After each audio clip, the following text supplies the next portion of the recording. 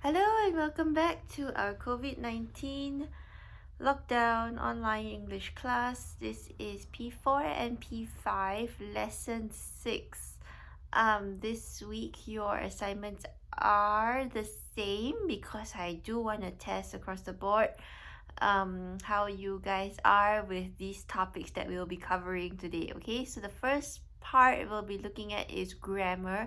Grammar will have two sections. The first section will be commonly confused verbs. Okay, I hope you all remember what verbs are. Verbs are action words. Okay, eat, dance, sing, drive, sleep. Okay, things that people or things can do are action words, and therefore they are verbs. Okay, so these three verbs are commonly confused: sit, sat, and set. Okay, SAT, sat, and SET, set. Notice that there is a difference in the pronunciation, yeah? When you say sat, SAT, you open your mouth bigger, your tongue kind of has to go down a little bit, sat. Alright? Whereas set is when you set something down, it's a shallower word and your mouth doesn't open that big. Okay, so even though they look very similar, they sound almost the same, they are not the same, and their meanings are definitely not the same. Okay, so if you look at the example given here, or rather the explanation given to you here, sit is to sit down, right? When you sit, you bend your knees and rest your bottom on a chair or some other kind of surface.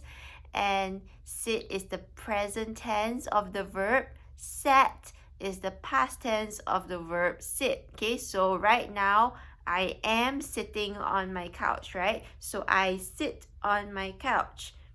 Earlier today, I sat on my bed.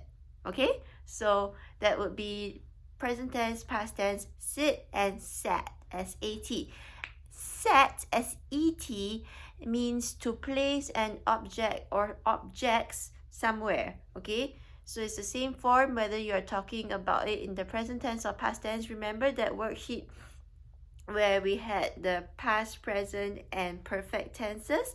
The word set is an irregular verb that takes the same form in all of the three tenses. Okay, so I set the table. Yesterday I set the table, and I have set the table before.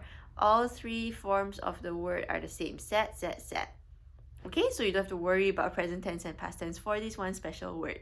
Okay, so that's the difference between the two words. Okay, one of it has a tense difference there.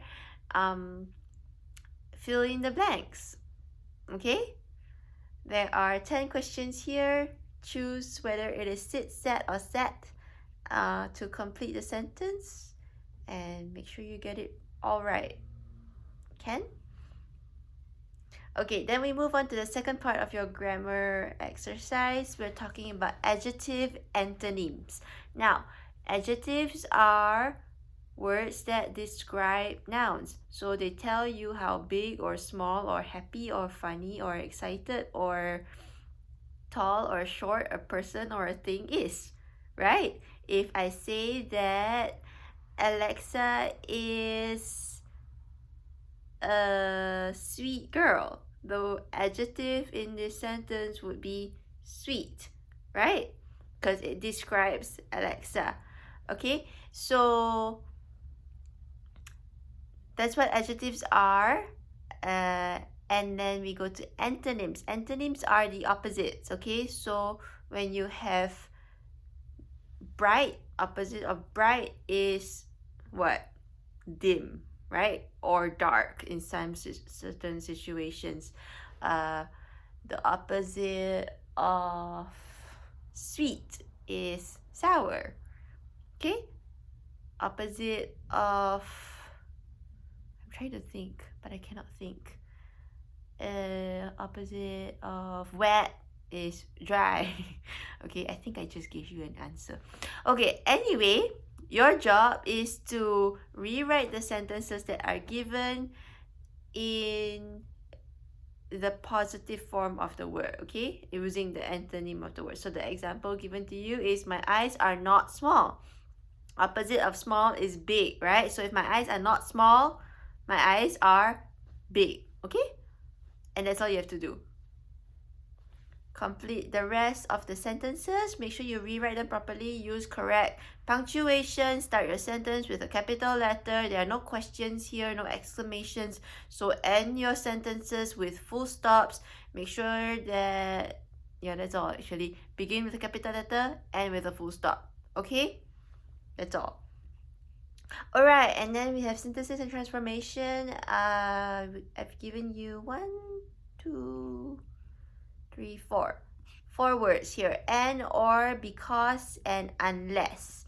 Okay?